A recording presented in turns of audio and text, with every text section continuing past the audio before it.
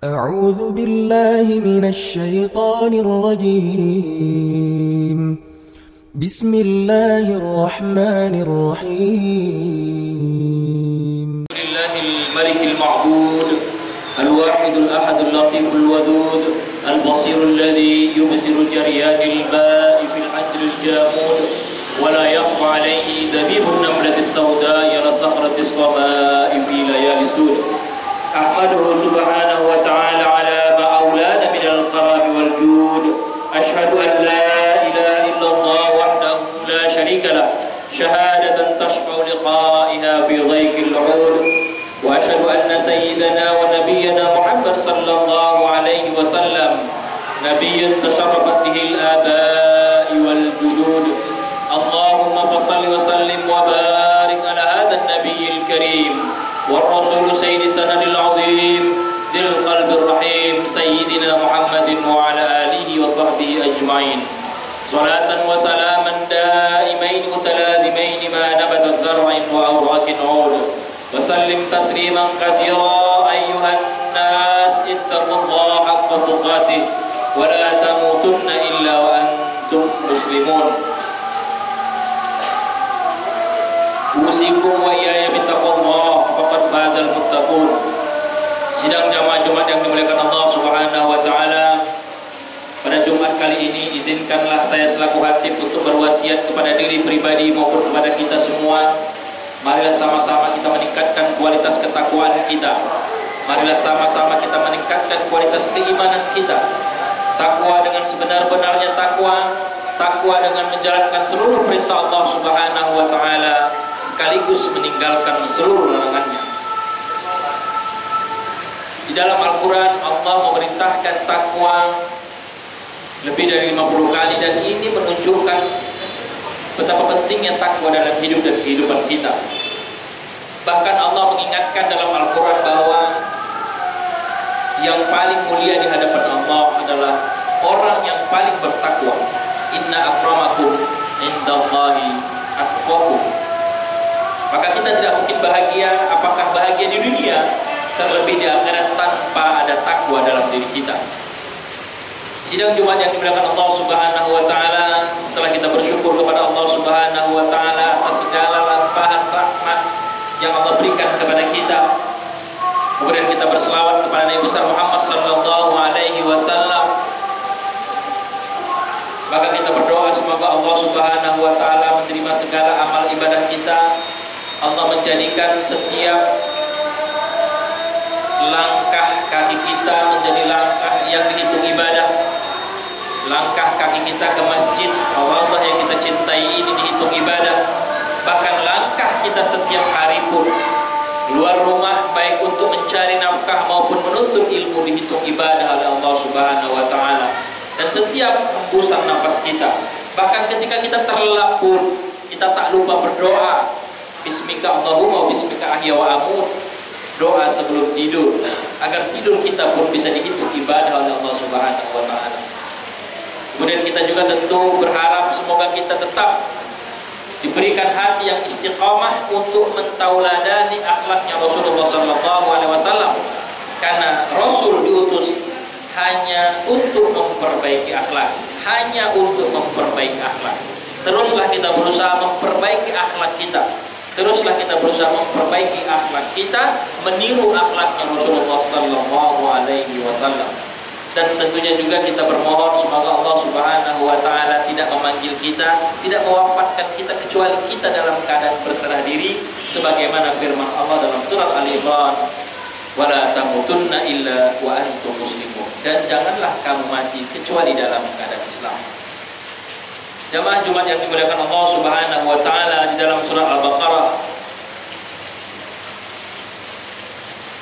Allah sampaikan di surat Al-Baqarah ayat 214, "Am hasibtum an tadkhulul jannah walamma ya'tikum mathalul ladzina khalu min qablikum massahumul ba'sa wad dharra wa zulzilu hatta yaqula ar-rasulu wal ladzina amanu ma'ahu mata nasrullah ala inna nasrallahi qarib." Sadaqallahul azim. Saudaraku yang dimuliakan Allah Subhanahu wa taala, terkadang kita sudah sholat, sudah zakat, kita bayangkan hidup kita akan aman-aman saja. Kalau kita sering tahajud, hidup kita dimudahkan Allah saja. Padahal ayat ini mengingatkan kita, am hasibtum, apakah engkau kira antadkhulul jannah, kamu akan bisa masuk surga, walamma ya'tikum mathalul ladzina khalu min qablikum, sebelum kamu diuji sebagaimana orang-orang dahulu diuji, masathumul ba'sa wat dharra, kamu bisa diuji dengan kemelaratan, penderitaan, diguncang, wazulzilu, ada guncangan, bisa dalam diri kita, bisa ketika kita kaya pun hati kita terguncang. Jadi jangan bayangkan ujian itu hanya ketika kita miskin, ketika kita kaya juga diuji. Wazulzilu hatta yaqula rasul wal ladzina amanu ma'ahu, sampai ujian yang begitu berat itu para rasul pun dan para orang-orang beriman mengatakan, kapan pertolongan Allah itu datang? Dan Allah mengatakan, sesungguhnya pertolongan Allah itu sangat-sangat dekat. Karena Allah hanya ingin menguji kita saja. Allah ingin hanya bercanda kepada kita saja. Kalau kita perhatikan, kalau kita salah berpikir, kalau kita berpikir, ada orang yang mu'alaf, dia berpikir kalau dia masuk Islam maka hidupnya akan senang, hidupnya akan tenang, hidupnya akan nyaman. Itu salah satu kesalahan berpikir. Kalau kita dekat dengan Allah maka hidup kita akan mudah. Itu juga salah berpikir.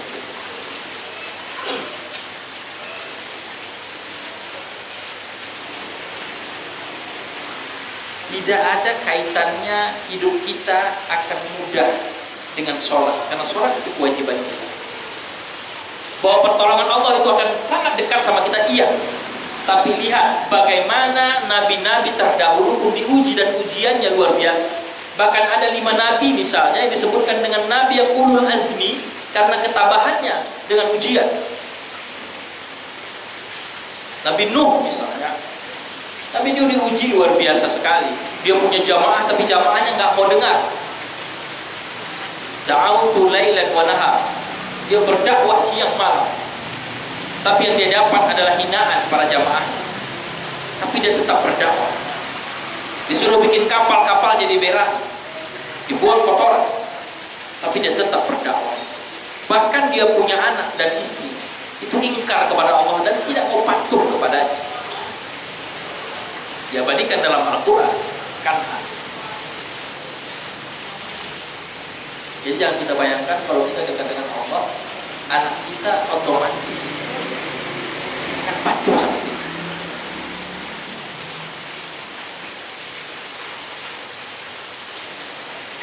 Itu kesalahan berpikir.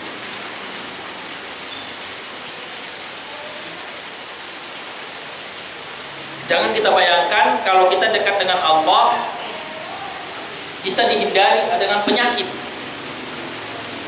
Kita contohkan dengan Nabi Ayub. Nabi Ayub bagaimana luar biasanya ujian Allah kepadanya. Walaupun akhirnya sembuh, karena nasrullah, pertolongan Allah itu sangat dekat. Cuman Allah hanya ingin menguji kita, apakah kita sabar atau tidak. Tapi dia diuji. Maka jangan bayangkan kalau kita dekat dengan Allah, kita tidak diuji dengan sakit. Bahkan sakit itu kalau kita sabar, maka dosa-dosa kita akan berguguran seperti daun yang gugur di musim gugur. Mungkin kalau di Indonesia nggak ada daun yang gugur sampai habis. Tapi kalau di negara-negara yang punya musim gugur, itu memang habis daunnya, nggak ada sisanya. Begitulah dosa ketika kita sakit dan sabar atas sakit kita. Dan lihat bagaimana Nabi Ayub tidak doa minta sembuh, tapi dia memuji Allah Subhanahu wa taala. Rabbi inni masainan duru wa anta arhamur rahimin. Ya Allah, aku kena penyakit dan engkau adalah anta arhamur rahimin, engkau adalah maha penyayang. Nabi Ayub puji. Jadi saudara, jangan salah berpikir. Kalau kita salah berpikir nanti kena penyakit, kita tidak mau lagi sholat, tidak mau lagi menyembah Allah. Padahal itu adalah ujian. Kalau kita lulus maka Allah akan tempatkan kita menjadi orang yang bertakwa. Kalau kita bayangkan urusan kita mudah dengan dekat dengan Allah, ingat Nabi Yunus. Nabi Yunus bahkan masuk ke perut ikan. Nabi Yunus juga gak minta bebas, dia juga minta bertobat. Inni kuntu minal zalimin. Nabi Ibrahim begitu juga, dari kecil. Maka cobaannya luar biasa. Dia pernah dibakar oleh Raja Namrud. Tapi itu tadi firman Allah, ana illa nasrul qarib. Pertolongan Allah sangat dekat. Jadi boleh saja Nabi Ibrahim itu dibakar, tapi tidak bisa membakarnya, karena api itu menjadi dingin. Uni bardan wa salaman. Allah perintahkan api itu.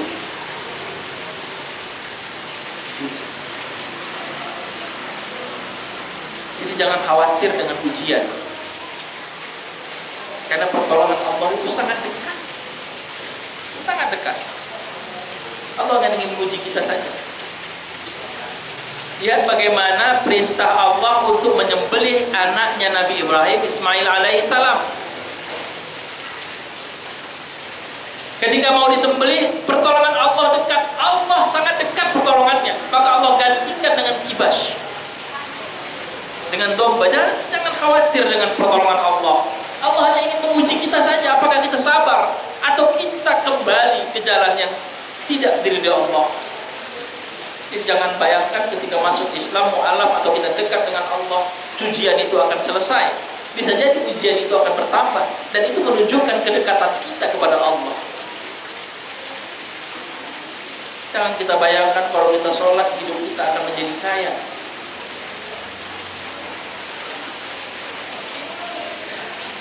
Karena kaya dan miskin, kita diwajibkan untuk sholat. Karena itu bahagia dari ujian. Nabi Musa juga diuji.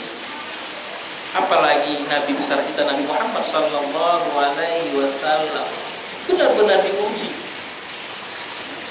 Dari kecil, bahkan dalam kandungan ayahnya sudah wafat, 2 tahun ibunya wafat, kurang ujian apalagi dari kecil. 7 tahun sudah mulai mencari uang sendiri. Ketika menjadi Rasul, ujiannya luar biasa. Dan Rasul Nabi Muhammad SAW tidak pernah minta fasilitas kepada Allah. Oh, aku kan Nabi.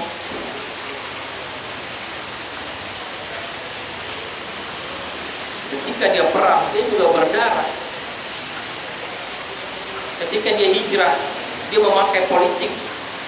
Dia tidak bilang kepada Allah, ya Allah, aku ingin hijrah. Apa sulitnya bagi Allah sebagaimana Rasul pernah di-Isra Mi'rajkan bahkan sampai ke langit ke-7. Apa susahnya Allah memindahkan dari Madinah, dari Makkah ke Madinah untuk hijrah? Tapi kenapa Rasul harus hijrah? Terakhir kali Mu'tah. Karena itu bahagian dari ujian sekenal Allah. Karena kita manusia memang untuk diuji. Karena memang Allah sangat cinta kepada makhluknya yang bernama manusia. Sehingga ketika malaikat komplit pun akan penciptaan kita, Allah tetap ingin menciptakan kita. Begitu sayangnya Allah kepada kita. Semakin kita diuji, maka Allah semakin sayang. Jangan sampai kita mendapat istidraj dari Allah. Apa itu istidraj? Kita dibiarkan saja. Ketika Anda durhaka kepada Allah, Anda sehat-sehat saja. Ketika Anda meminum minuman keras, Anda sehat-sehat saja. Ketika Anda berzina, rezeki Anda lancar-lancar saja. Hati-hati. Itu tanda Allah nggak peduli lagi sama kita. Sebagaimana kalau kita punya anak, yang kita tidak peduli lagi, atau kita sebagai anak ada orang tua yang nggak peduli lagi kepada anak, terserah pula.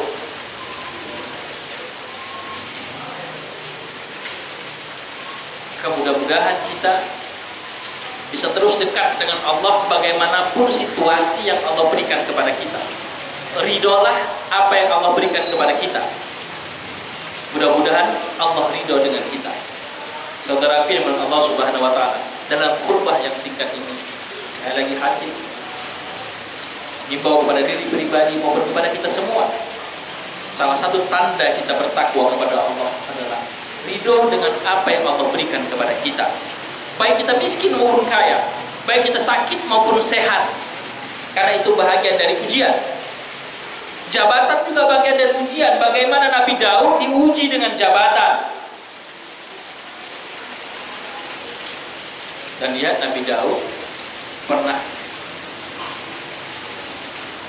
terpeleset dalam jabatannya, tapi dia minta ampun, sehingga dengan agar dia terpeleset, dia berpuasa. Dan puasa Nabi Daud sangat terkenal, 1 hari puasa, 1 hari berbuka. Nabi Sulaiman diuji dengan kekayaan. Kurang apa kaya Nabi Sulaiman. Bahkan Nabi Sulaiman mengatakan hadza min fadli rabbi, ini dari keberkahan kemudian Allah Subhanahu wa taala. Oleh sebab itu saudara firman Allah Subhanahu wa taala, tetaplah dekat dengan Allah, tetaplah kita kerjakan kewajiban kita kepada Allah, tambah dekatnya dengan Allah, dengan sholat, dengan sedekah, dengan zakat, dengan apapun itu, apapun situasi kita. Apakah kita menjadi pelajar, apakah kita menjadi guru dengan gaji yang mungkin menurut kita tidak ideal, apakah kita menjadi direktur, apakah kita menjadi pejabat, tetaplah dekat dengan Allah, karena itu memang hanya status kita di dunia. Status kita di dunia akan dinaikkan Allah Subhanahu wa taala, juga di akhirat akan dinaikkan dengan Allah katakan bahwa inna akramakum indallahi atqakum, yang paling mulia di hadapan Allah Subhanahu wa taala adalah orang yang paling bertakwa. Bukan apakah dia kaya, apakah dia sederhana, apakah dia miskin. Tapi kalau dia miskin tapi bertakwa kepada Allah dengan sabarnya, kalau dia kaya dia bertakwa kepada Allah dengan syukurnya. Jangan kita bayangkan kalau kita dapat jabatan bersyukur, artinya setelah hilang jabatan maka hilang syukur kita kepada Allah. Bersyukur setiap hari, karena jiwa kita itu harus kita syukuri. Bukan hanya karena kita mendapat kekayaan baru bersyukur, mendapat jabatan baru bersyukur, beli mobil baru. Jadi kalau nggak beli mobil kita nggak bersyukur, kalau nggak beli rumah kita nggak bersyukur. Bersyukur setiap hari. Mudah-mudahan khutbah yang singkat ini menambah kedekatan kita kepada Allah Subhanahu wa taala dan menambah ketaatan kita kepada Allah Subhanahu wa taala apapun kondisi kita saat ini. Barakallahu wa lakum fil Qur'anil Karim wa nafa'ani wa iyyakum bima fihi minal ayati wa dzikril hakim. Aqulu qawli hadza wa astaghfirullaha li wa lakum wa lisairil muslimina wal muslimat fastaghfiruhu innahu huwal ghafurur rahim.